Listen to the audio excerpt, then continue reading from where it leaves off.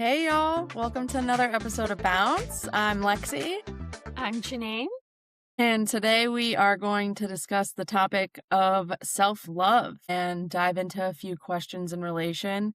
It's something that's been on my mind recently. It always is, really, because every single day I'm practicing self love. So let's just go ahead and dive into the questions. Janine, what is self love to you? Good question. And I love that you came up with this as a topic. And I would say self love is an unconditional friendliness towards ourselves.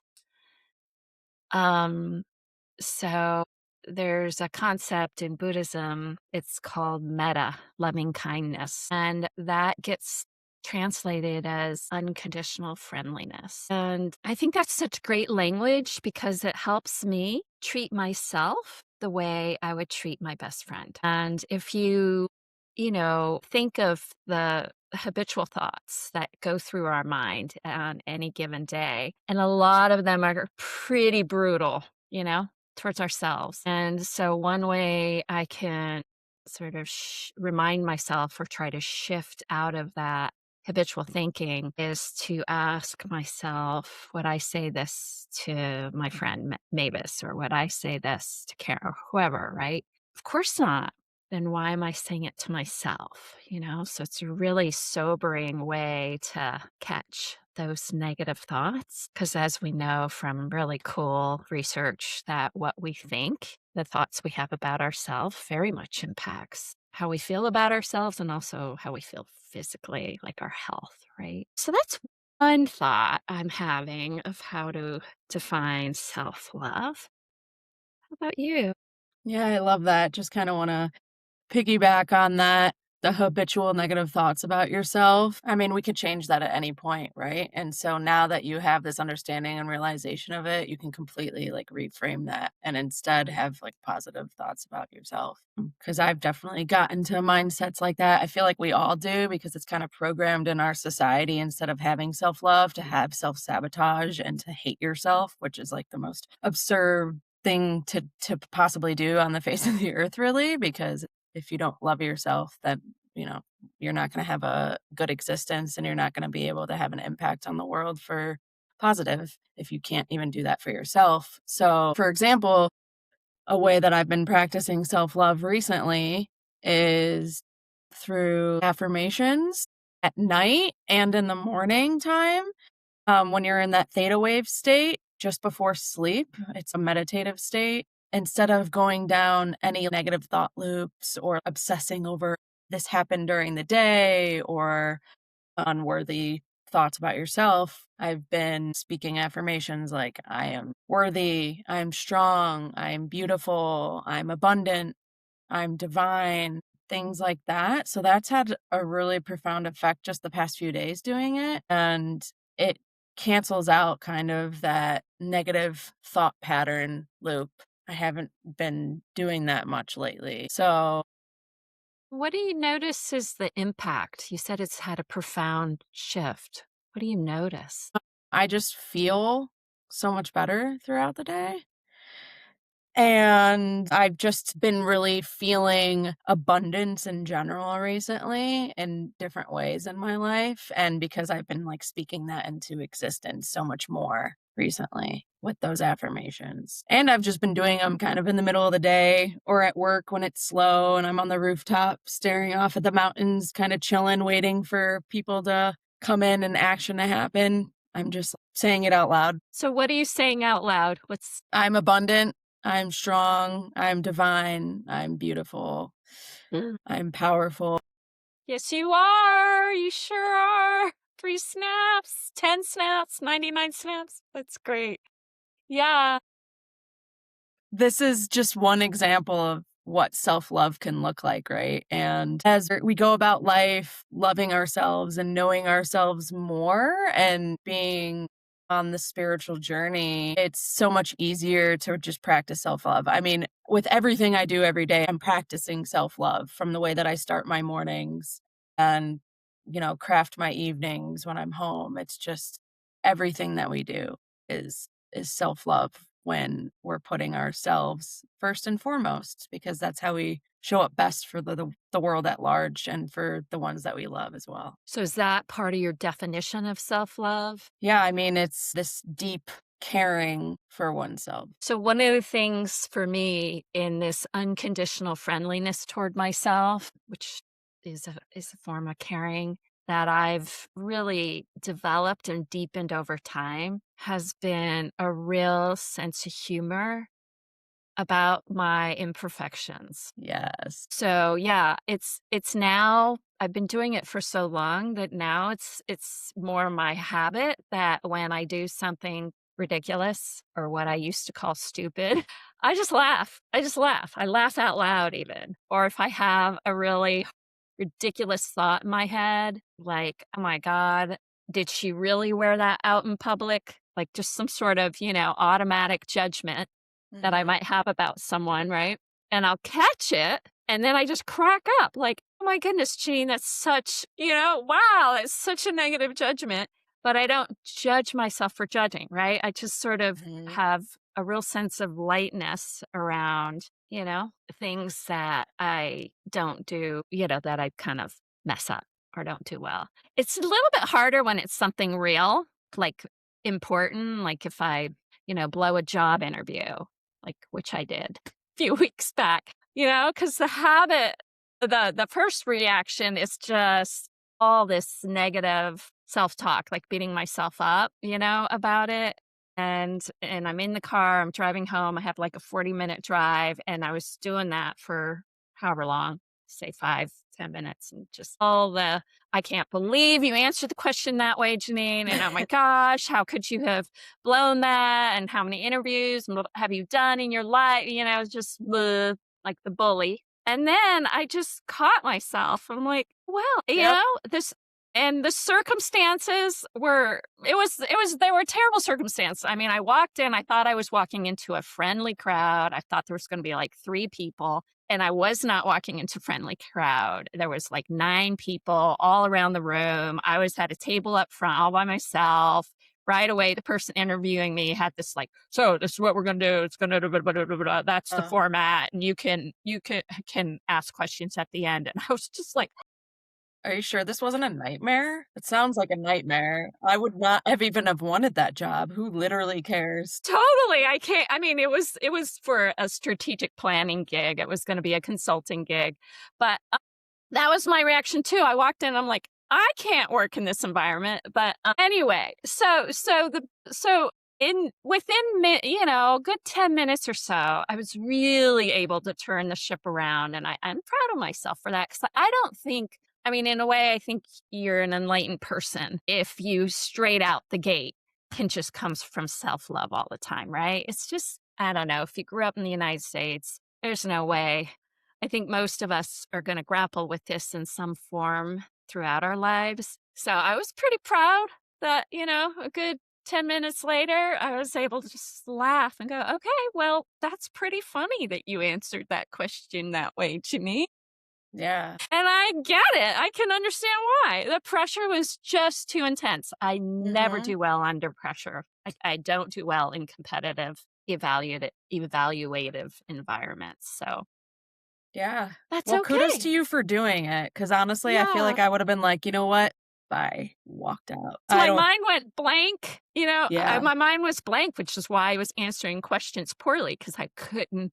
I was, there's fight, flight, or freeze, and I was in freeze. It's like my mind's blank. Oh my God, I have to say something. Yeah, just talk, man. That's awesome, though. I'm so excited to hear that you were able to completely reframe your state of mind and just love yourself through it and be like, haha, whatever. It's funny because you were nervous and you were uncomfortable. So, yeah, of course, you were going to like fumble on these questions or whatnot. And yeah, I mean, there's something beautiful about being able to just have that lightness with yourself. Right, because I was thinking if it had been you, let's say, would I have scolded you and said all these bad things to you? No, I would have said, "Oh, Lexi, that must have been hard," and, like, lots of good empathy, and then I would have said something like, "This happens sometimes," or something, loving. So it's just being able to shift my thinking in those moments. How would I treat Mavis or my best friend or Lexi or whoever in this circumstance? And then just treat yourself that way. Yeah, exactly. That's such a good mindset to have Mhm. and a good way to remind yourself that you should love yourself. Not that we don't, right? I don't think it's an either or. It's just No, reminding to tap into the love. 1000%. Because Yeah. again, we've been programmed not to. From a societal perspective, the way that the United States, especially, is run, our society's whack. And people are taught to, eat fast food, which isn't even food, and rush through your shower. People are just taught out the gate not to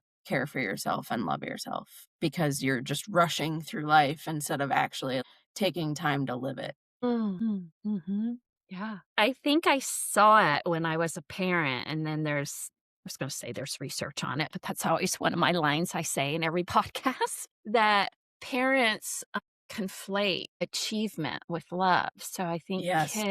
kids are constantly getting reinforced for something achievement-oriented. I mean, just go on a playground and listen to parents. And I think we're just a result of the culture too, right? But they'll say, "Good job. Oh, wow, you're such a good climber," or, that was so good the way you threw that ball," or whatever. And we're constantly evaluating and sort of cheering on, but evaluating our kids. And we think that's loving, but it ends up actually being evaluative. And they get that. Like it gets conflated. So and then that just continues. School reinforces that. The whole college scene is all about meritocracy. It's all about Yeah. competition. And so I think by the time we get to be whatever age, 12, 16, 30, we think that love is success and ambition and achievement.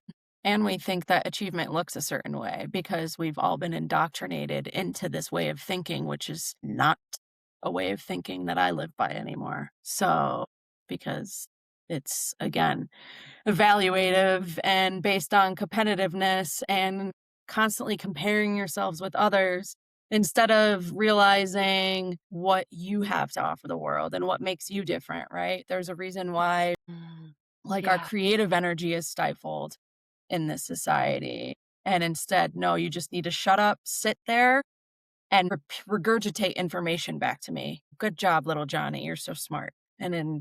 But they never get to really know who little Johnny is. So, how are you supposed to love yourself when you don't actually even know who you are? Ooh, that's a good question. Do you want to take that one on? I mean, How I did don't you do think it's that? possible. I Mm. I didn't love myself for most of my life, I grew up in a home where I was taught that I needed to be a certain way, and it wasn't the way that I wanted to be. So I never really knew exactly who I was, and obviously there was still sprinklings of who I am, and I always was kind of rebellious against the thought of not being who I knew deep down that I was. But that translated then into alcoholism throughout my 20s because I was just so depressed because I was living a life that I didn't actually want to be living. And once I quit drinking, got sober, and started meditating and getting to know myself, that's when the self love came in. That's when I stopped eating fast food and started eating whole, organic, real foods, started getting sunshine first thing in the morning and not reaching for technology, started being in loving relationships and friendships with others. So I really don't think that true self love is even possible if you don't actually know yourself because you can't honor yourself in the way that your soul truly craves if you don't know your soul. If you're just kind of living the life that maybe your parents or your teachers or whoever told you as a child, this is how we are, this is who you are, and you're also kind of living this life through the lens of someone else that doesn't even know themselves either. Because if you're living from a place of spirit and soul and your true higher self, you're not going to tell other people how to live. You're going to support them in their creative energy and who they truly are. That's powerful. Yeah. Have you had someone do that for you? You. Fishing. I wasn't Oh man, I fishing. thought I was like, oh my gosh, it's so funny right now. No, no. that was not, I was expecting a different answer. Okay. No, you've always been that person in my life. Hmm. When I couldn't talk to people about things, I always could come to you. I mean, you've always been the female figure in my life that I looked up to. So I've always had you. And I also have my sister, who's my best friend, and she has always supported me and loved me unconditionally. I recently thought about that a few months ago. I was thinking about her and I was like, Cindy loves me unconditionally. And I was crying about it because she just always has. No matter Mm. what, even when I was being a huge jerk to her, when I was struggling so much in my early 20s, she still was like, I love you, was always Ugh. there for me, no matter what. So, Shout out to Lexi's sister, Cindy. Well, that's so important and powerful.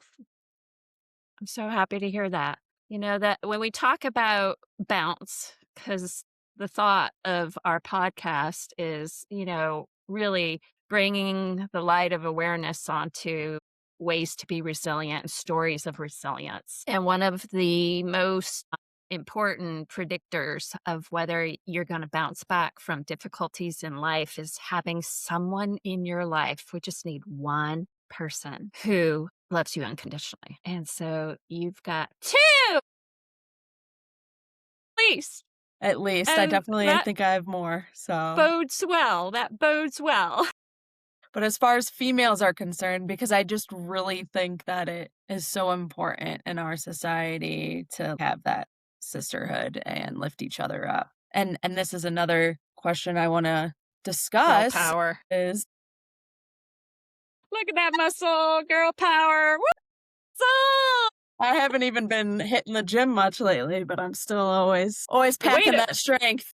way to brag. Way to brag. We are owning our muscles. Love it. Oh my goodness. So, yeah, I mean, being a strong female, why is self love so important and difficult for women in our culture? I think this is a super important part of the discussion because as females, being mothers specifically, I am not there yet, but you are, we're taught put everybody else's needs before your own. But in my opinion, we have to be putting ourselves first. And obviously, it does look different once you're a parent. And I'd love to hear your perspective on that. But if we're not loving ourselves and doing the things that we need to be doing for us, then we can't show up for our children, for our partner, for our family as full and whole as we'd like to. And I think that part of the societal shift in America of being alone at home raising children instead of having a tribe of women where we would all be doing it together definitely has had a negative impact on being able to put ourselves first at times because it's obviously going to be difficult if you're alone all the time. So, what are your thoughts on it and how have you navigated this as a mother? I mean, the first issue you raised is I think it's hard to grow up as a female in our culture and feel good about yourself. And doing so is subversive, it's an act of resistance to basically be countercultural. So I totally grew up with messages that damaged me. And the big one was that I had to look a certain way. So there's so many pressures on girls and women around beauty and body and thinness. And, I'm an overachiever. So I kind of took it on with gusto and ended up, I think what happens to girls on their way to womanhood is that we start off 10, 11, 12, and we actually are so confident. The confidence research shows that we're more confident than boys Mhm. until puberty. And so we start internalizing all the messaging of, oh, I'm supposed to be thin and look this way and wear these kind of clothes. So we lose that self-confidence, and it does show that that's when our self-esteem starts to go down. For me, we grow up and eventually hate our bodies or often hate ourselves. So at some point, hopefully we have some sort of wake-up call, some sort of pivotal moment that allows us to transform and reclaim our original self love that's always there from the beginning. Kids love themselves Mhm. We have to learn to not love ourselves. That's culturally induced. Yeah, and there's so many simple things that we can do to love ourselves and our bodies as women. Yeah. For example, when Mhm. I'm showering, I always audibly say, "I love you. Thank you, body, for getting me through another day." When I'm washing my feet, "Thank you for being so strong and grounding." It's just small things that we can do every day to continue to embed that positive thinking into ourselves and love ourselves. Absolutely. I totally do that too. I'm strong. That's one of my favorites. I'm strong. Yeah, I'm gorgeous. I'm sexy. I like that one. sexy is a good one. But just I love the spirit of gratitude that you're highlighting. You're thanking your body, thanking your feet. The power of gratitude cannot be understated here. And then as a mom, our kids are so smart. They pick up how we are versus what we say, right? Like so anything that is unhealed in me, I'm somehow passing on to my kid, whether I want to or mean to or not. So I think the whole body stuff, I healed well enough before I had Nikki that she's doing great there. But as far as the self-love, I think what I had to stretch into and being a mom allowed me to finally do it was how to leave a relationship that it was really time for me to leave. And that was very hard for me to consider doing. And I think what finally had me do it was when I realized that staying in a relationship that wasn't fueling my spirit in a positive direction was communicating the opposite of self-love to my daughter. And I thought, I can't do that to her. I have to model this behavior. Otherwise, it doesn't matter what I say, all the positive things I say to Nikki, right? It's like actions are louder than words. Was an act of self-love so that you could show up better for your daughter, Yeah, and you could exactly. be the example of this is what it is to love yourself by putting yourself first, putting yourself before that relationship. Yes, absolutely. Woo! It's the hardest thing I've ever done, but I feel like I changed my karma. Self-love can look like many, many different things, and we've covered so many different, I guess, subtopics within it, right? From showering to eating to meditation to thoughts, the way that we speak to ourselves. There's just so many different ways to love ourselves, and the more that we love ourselves, the more we could love those around us and just share and the abundance of love that is the universe, because that's what the universe is, and that's what we are as humans at our core is love, which is why it takes billion trillion-dollar industries to convince us not to love ourselves and not to love each other, because that's the key to everything. Yeah. So, self love, there's two different possible directions of self love sometimes in this sort of cultural narrative right now. Often we think of self love a bit as in self care, right? So, the diet, getting enough sleep, stuff like that. But there's also the self love that's like feeds our soul, which Mhm, is joy. mhm. Joyful stuff like laughter. There's a study that came out, cardiologist Michael Miller at the University of Maryland, and he actually found that laughing expands our blood vessels, improves our blood flow, and it's similar to the effect of exercise because it lowers our cortisol levels. Hugging, same research found the positive impact of us hugging or receiving hugs, singing, dancing, like all these things that sometimes get put in the category of frivolous or if you have time, let's do it.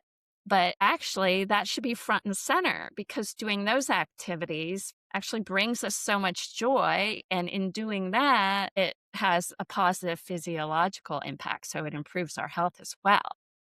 Mhm. So I just wanted to kind of bring that to the forefront that, on our to-do list, we should add laugh, hug, sing, dance. Should be done every day, really. Yeah. I'm gonna add that on my to-do list from now on. To the point that You could have the best diet and the best health regime possible, but if you're not laughing and you're not joyful every day, you're not going to be healthy and you're not going to be true human. You're Being missing human, the being yeah. human is laughter, it is joy, it is that childlike state. That is Yeah. how we should be throughout all of human life, you know? Oh, you're not a child anymore. It's like, you are the system right now speaking. If somebody ever says that to you, you're not a child anymore. It's like, no, we are always supposed to be in a childlike state. I like that. That fits me because I tend to be in a childlike Yeah, state a exactly. lot. Me too. That's why we're so alike in that way. Yeah. Because it makes life fun. I wanna have fun. I wanna goof. I wanna dance. Like, the other night, I was having I don't deal with anxiety much, but I was feeling a little anxious the other night, so what did I do? I turned on loud music, and I danced my butt off, and it was amazing, and I felt so much better, and I released all that anxious energy through play, through dance. Yeah. Yes, it works. The research shows it works. And you know through your direct experience it works. Exactly. Let's put some music on now. We'll dance it out. Maybe we'll end that way. Joy, laughter, dancing. Well, thanks for joining us for another episode of Bounce today. We love you. We love ourselves. Love life. Be goofy. Be joyful. Hug, dance, sing. That's my Eat, Pray, Love. Hug, dance, sing. That's my new book. Thanks, everyone. See you next time. Peace.